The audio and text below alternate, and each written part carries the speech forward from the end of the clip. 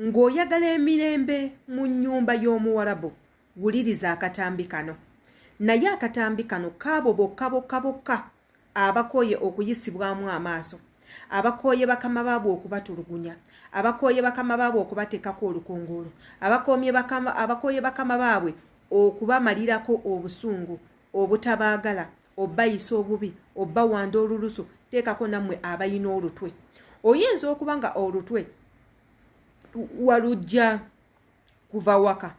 Oyinza okuba nga oyina ebikutawaanya ebireetera bakama bo okuba nga tebakwagala.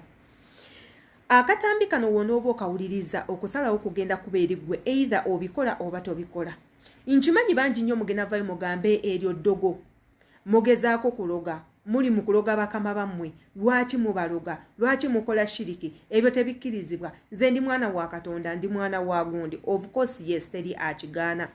Naye ate era mukuba omwana wa gundi mu kukkiriza Yesu, okukkiriza Allah n'ebintu ebirala, mwe muva eŋŋombo egamba Katonda ayamba yeeyamba. Ate era n'Abaganda wano ne batugamba nti omukulu yaloga teri muto ataloga. Ate era nga tukubemu akafaananyi nti embeera gy'olimu yeekuleetera okuloga oba obutaloga. Abantu b'okolagana nabo be bagenda okukuleetera okukola bino by'owulidde mu katambi oba okubireka. Yenze Sheila Adita, I'm back with a very educational video nga njikoledde mmwe namwe bankuba kyeyo. So woba oli omu kwabo ata subscribinga, video eno egenda kukuyitako. If you did not subscribe, kyentegeeza video eno egenda kubanga ekuyitako. But if you subscribed to this channel, njagala omanye munange video eno egenda kutukako oyige mu choize. Bwoba toyize nagwo tegugenda kubeera musango, naye nga one thing I know for sure nti video eno oyinza okukyetaaga nga gwe nkuba kyeyo according ku ebyo bye tuyitamu ku kyeyo na biki bye tulabayo oba biki byetu ebijja mu bulamu bwaffe bye bituleetera okulowooza ebintu ebitinze. We were not born like this, nti no twazaalibwa tumanyi bino ebintu, naye munange bwe twatuuka eyo ne tutandika okubimanya, ne tutandika n'okubikolako, ne tutandika okwerwanako. Wabula wano wenkusabira woba gwe omu kwabo abeetaaga video eno girabe. Njagala tugendako mu butambi buno tubuwulirize, ate era ngenda kubanga enkomawo naki kye nnina okuzaako katambi kano mbabuulire ebisingawo, twekuumireko. Kyazo okozesa amazzi ku mukamaawo ng'oyagala kuganja mu famire ya mukamaawo ng'ogamba nze bansako nnyo mmwe bayombayomba tebanjagala, ogenda kukola bino ebyo, ogenda kukola bw'oti. Njagala onfunira amazzi bwe gatyo, olagana amazzi gakyali mapya. Njagala ofune amazzi mukamaawo ganyweddeko. For example gano gakyali mapya, agasumuludde n'aganywako. It doesn't matter oba anyweddeko kasayizi kano oba anyweddeko ne gakoma wano wansi. Kati bw'abanga agaleseemu, njagala ofuna amazzi galeseemu, as long as aganyweddeko galeseemu. Kati bw'oba omaze ogafuna nga gano, kati nze mukamaawo nga nywedde nendekamu, njagala ofune gano amazzi. Bw'omala ogafuna njagala ogatwale, genda otule awantu gy'ogenda kuba eyagala byonna. Ogenda kutandika kuyita, ogenda sooka na kuyita linnya lyo, ogambe nze gundi. For example nze Mariam nga ngenda kunywa kugana amazzi mukama wange gwe gundi, then oyitewo erinnya lyo, olina okuba nga omanye erinnya lye. Njagala okuva n'olwaleero onjagale nga bw'oyagala gana amazzi. Njagala osibeko omumwa nga niwe mba nkoze ensobi, togiraba nti nsobi. Njagala onjagale nga bw'oyagala omwana wo. Nsaba kuganja mweno famire, nsaba kwagalibwa mweno famire. Oyo yenna like ndi kukati anti abo bomaze okwogerako okitegeera bwanti kati oli kusaba kuganja bw'omala ganywe, then bw'oba olinayo omulala gw'olaba ng'akumazeeko emirembe owa famire ng'akumazeeko emirembe, neera osobola okufuna amazzi g'oyo omuntu oba emmere gy'aliddeko. Naye before nga tonaafuna ago mazzi olina okumanya erinnya ly'oyo omuntu, ne weriba nga linnya limu at least ligenda kuba nga likuyamba. Olina okussaamu erinnya ly'oyo omuntu lwansonga ogenda kulamiriza ng'ossaamu erinnya lye. Mukwana abaana bangi bendagiridde ku kyamazzi gabakoledde, era abaana bali mu buyumba kati they are okay, bagamba Mariam tuyinawo emirembe. So kati gwe nawe naali eyo bw'otyo bw'ogenda okuba nga okozesa amazzi, funa amazzi ganyweddeko nkiddamu.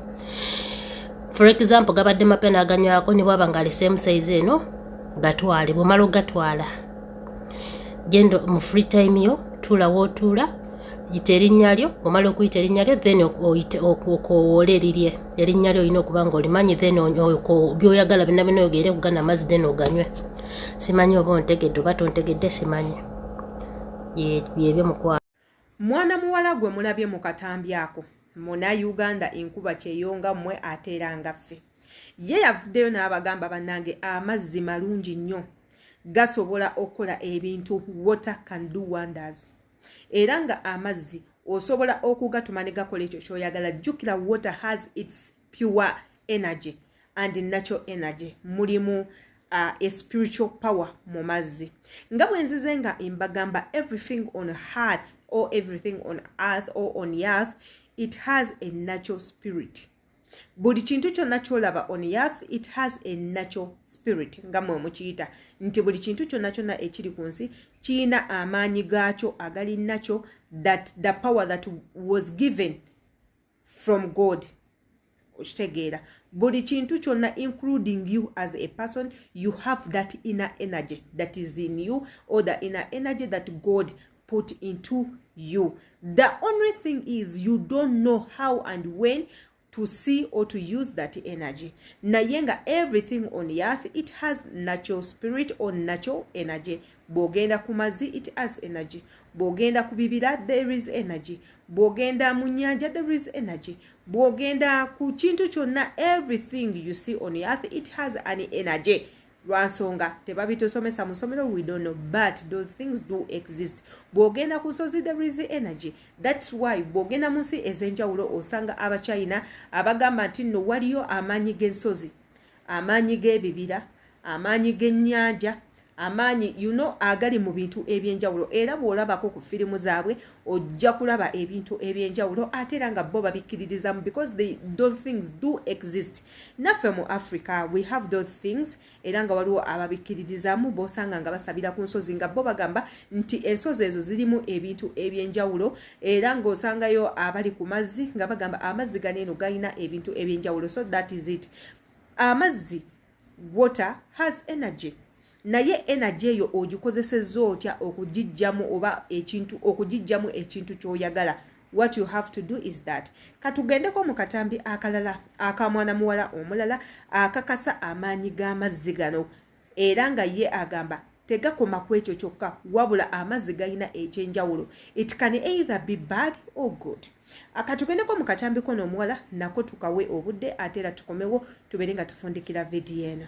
Zigalagirira matuufu naye tugakozesa mu ngeri bbiri, ng'oggyeko ye gy'alagiridde endala yiino ate yeewooma kuba enyuma gafune making sure bw'oba osobola bonna baguumiike, si nabbaguumiike, bonna balina omuze ogunywa amazzi ne balekamu. Gwe bw'okeera ku makya ng'ogenda kulongoosa obucupa obw'ebitundutundu obwo togayiwa. Longoosa bulungi n'emiginiza, omala okumiinigizinga ofunira gondi ekibeefu kyaffe mwe tusiimuulira. Teekamu amazzi amasaamusaamu gali gongerezeeko, osiimuuze ennyumba.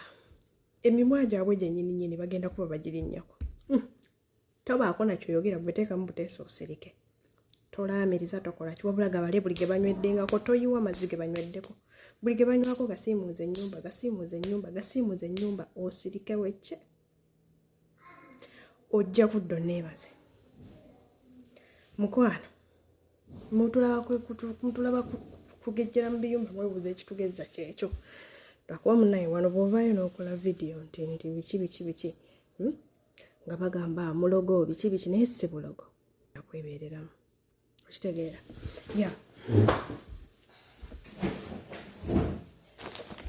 Okalaba akacupa kano ne bw'aba akanyweddeko ne kakoma muno, ne bw'anywako ne kakoma muno, as well as nga baaganyweddeko ne bagalekamu. Gwe gasiimuuza ennyumba, toyogera kintu nakimu, gwe gasiimuuza ennyumba osirike. Ojja kudda onneebaze. Obutambi obwo bwonna buvudde mu bankuba kyeyo, beebaze n'amagezi ago. Ate era nga amagezi ge bawadde, me personally as Sheila Adita, ekyo ekintu nkimanyiiko. I remember one day I made a video nga nsomesa ku nkozesa y'amazzi, nga njogera ne batya bwe balina okugakozesa, amazzi galimu biki, era ne mbasomesa ku ngeri gy'olina okuba nga ogeekuumirako, kubanga bw'otandika okukozesa amazzi ogenda kufuna ebirungi oba ebibi. Ebibi bisobola okujja amazzi ago ng'ogakozesezza mu bubi, ate era ebirungi bigenda kujja ng'amazzi ago gakozesezza bulungi oba ntegeerekese bulungi, like any other thing. Kati mmanyi bangi bagenda gamba lwaki olagirira abaana ebintu nga bwe bityo.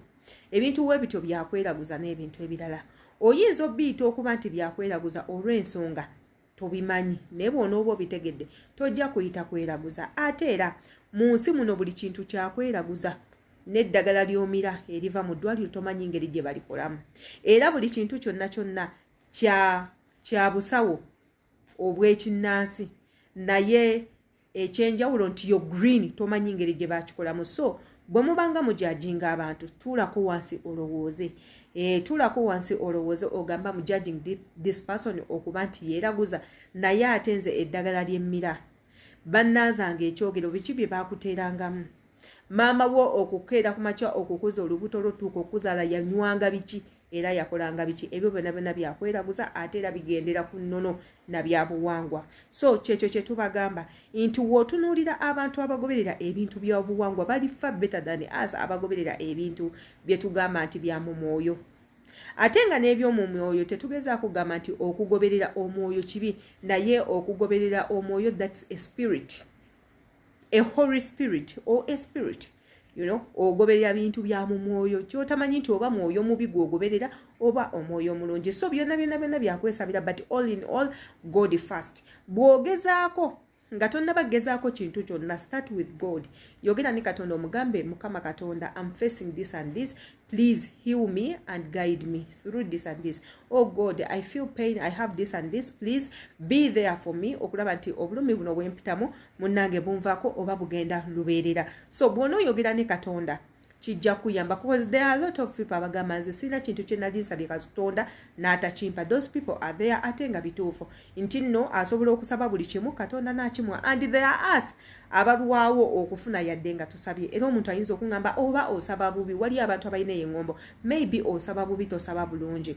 Yes, nakyo kisobola according gwe kuntegerayo. Ne one thing I know nti Katonda provides each and everything, ate era nga muffe abantu be yatonda talina muntu n'omu gwasosolamu nti I will not give you because tosabye bulungi this and that. So yenze Sheila Adita mbalekedde okusalawo kwammwe eri akatambi kaneeno kamanye endowooza yo kalowoozaako ki, olowooza byenjogeddeko bina amakulu oba tebina makulu. Let's find out mu comment box. Mbagala nnyo, Mukama abankumire.